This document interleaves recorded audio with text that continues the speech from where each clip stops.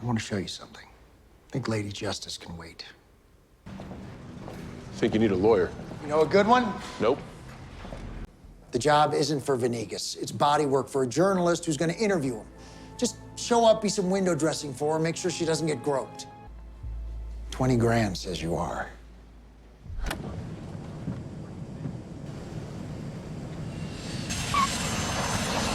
Welcome to Polonia. President Venegas, so nice to meet you. Welcome in Polonia.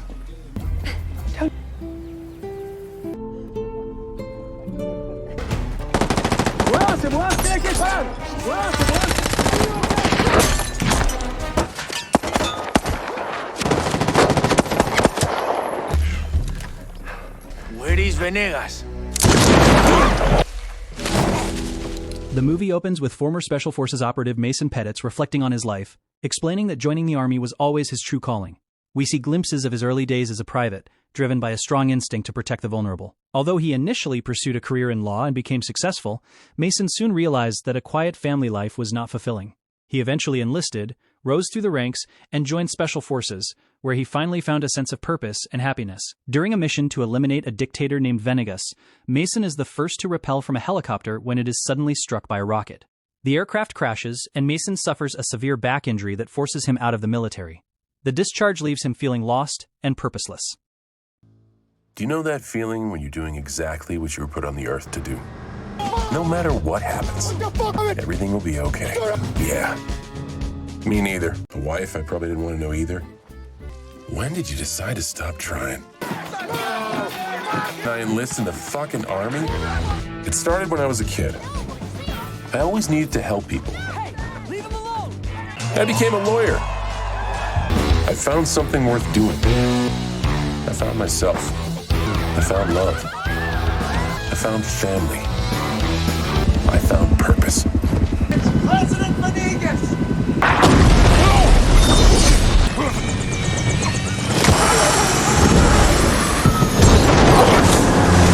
My purpose was gone. Now back home, Mason struggles to adjust to civilian life.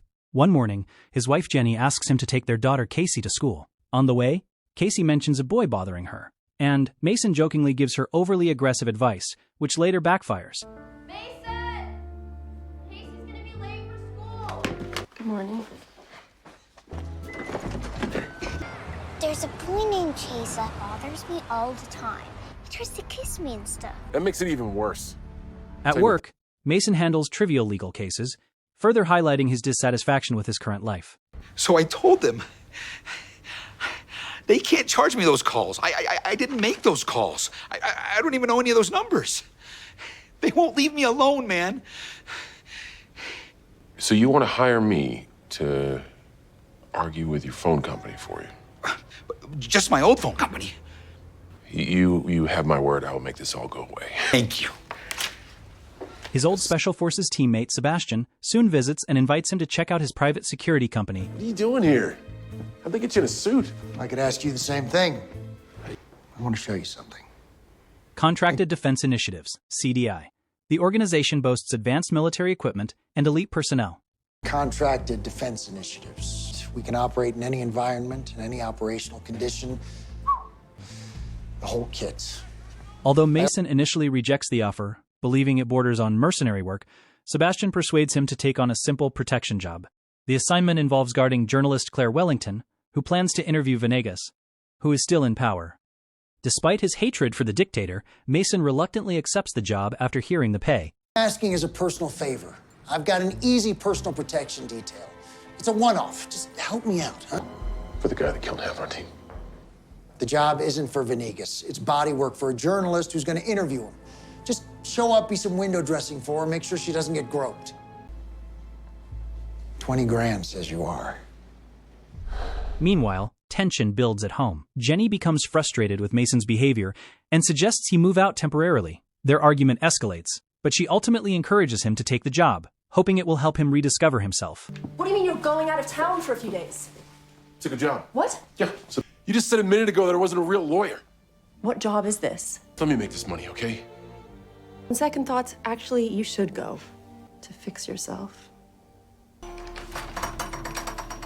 Mason meets Claire, who initially mistakes him for a fan and treats him dismissively. Despite their rough start, they travel together to the South American country of Paldonia. Upon arrival, they are greeted by Venegas, whose charm contrasts with Mason's deep mistrust. Well done. Welcome to Paldonia. President Venegas, so nice to meet you. While traveling in a convoy, they are ambushed by militants. The lead vehicle explodes, and chaos erupts. Mason quickly takes control, evading attacks and fighting off the assailants, though he aggravates his old injury in the process. For your safe travels. Arriba. Arriba.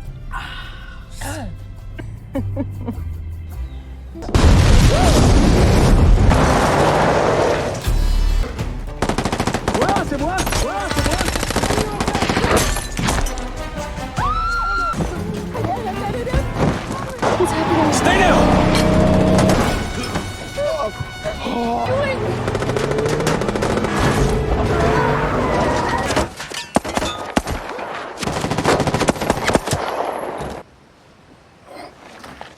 After surviving the attack, Venegas insists on returning to the capital to stop an ongoing coup, while Mason prioritizes getting Claire to safety. Should we call for help? Yeah, we'll call him someplace safe. I cannot hide from this! This is not a rebel assassination attempt. I have to stop this. And you will come with me to the capital and help me protect my people. Newsflash, your people just tried to kill you. All right? Count us out. As they move through the jungle, the situation worsens. An attempted extraction turns into another attack, forcing Mason and Claire to fight for survival. They narrowly escape a helicopter assault, and Mason even manages to take down the aircraft with a sniper rifle.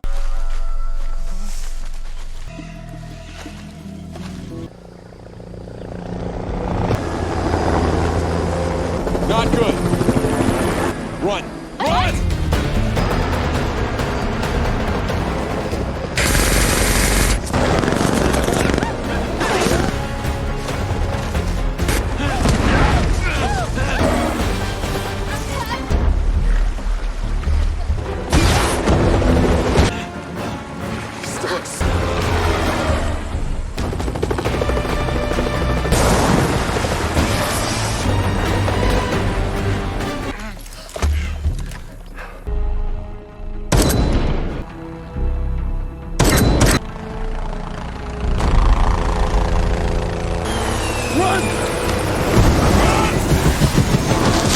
Along the way, Venegas rejoins them, proving unexpectedly useful. Mason. Where is Venegas? I'm here. Gracias por tu ayuda. The trio eventually reaches a remote village where Venegas grew up. There, Claire conducts her long-awaited interview. During it, Venegas admits that he once allowed corporations to exploit his country in exchange for power, but now claims he wants to change. He reveals that these same corporations are backing the coup against him. As tensions rise, Mason discovers that Sebastian's real mission was to assassinate Venegas, believing Mason would seek revenge for his fallen comrades. This revelation forces Mason to question his motives. After speaking with his family, he decides not to follow through with the assassination. ¡La pareto! Who do you think is behind this attempted coup? Our land and its mineral resources have been exploited by outsiders for a very long time. And there is no secret that these outsiders have propped up my presidency for many years, while I turn my back on my people. Are lanthanides, rare earth metals that are the core component for every new technology. Cell phones, tablets, electric cars, MRI machines. These corporations, they want to exploit our new resource by a pittance of what it's worth. And I have told them that I will not allow it, which is why they're trying to kill me. But... What's Mason? Mace, are you okay? I'm freaking out here. Yeah. What's the story, bro? You sent me down here because you thought I'd roll over? Maybe I was too big of a mess to handle it? Because I, owned a bunch of these dudes. What are you talking about? Come on, man. You really gonna try to convince me you sent me down here randomly to meet the guy who killed half our friends, and then the day I get here by coincidence is a coup with a bunch of South Africans? This should be great. Mace. Mace. Hi, Daddy. Hey, I just wanted to tell you that I love you and Mommy so much. I love you too, Daddy. I promise I'll be home soon. Hey. Mason? Hey. Where are you? Listen, I love you. Let's just come home. Soon after, mercenaries led by Colonel Jan attack the village and capture Claire. Where's Venegas? Venegas! Come on.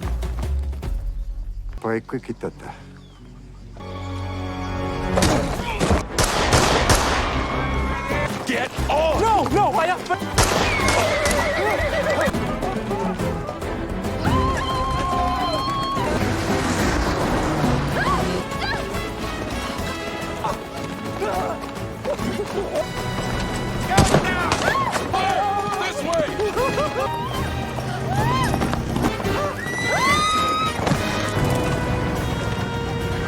Hello, Miss Wellington. Where's Claire? She was right behind us. Mason teams up with Venegas to rescue her, leading them to the capital where the coup is unfolding. Along the way, Mason learns that Jan was responsible for shooting down his helicopter years earlier. At the capital, a chaotic confrontation unfolds. Claire is free during a tense exchange, and Venegas regains control with the support of loyal soldiers. Further. We're almost there. It's just over there, Rich. Me for shooting down your helicopter, for your friends dying, for your life ever since. Then my late bodyguard Manuel gives you a gun and lets you into my bedroom. Wait, you knew about that? I don't stay in power by not knowing things, Mason.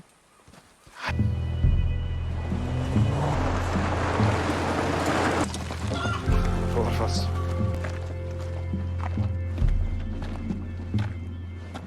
Colonel Cohorst, former South African SAS. 3-2 Battalion.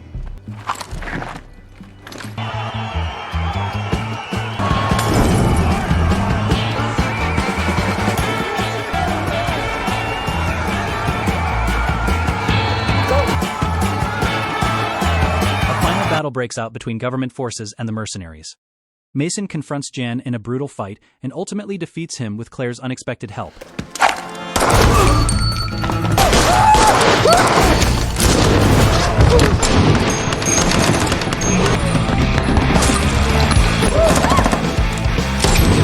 Stay down!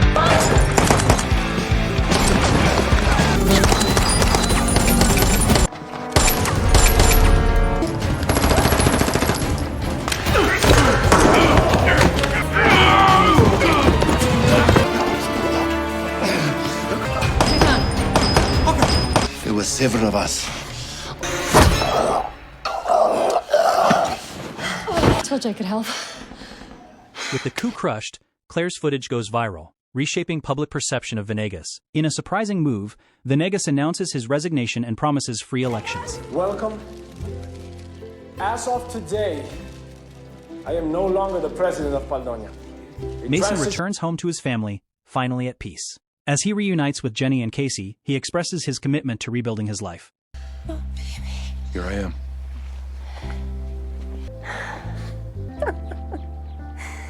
Later, he receives a message from Venegas revealing a large payment deposited into his account. For the first time in years, Mason feels a renewed sense of purpose and happiness. Don't forget to like and subscribe because it really makes the channel grow.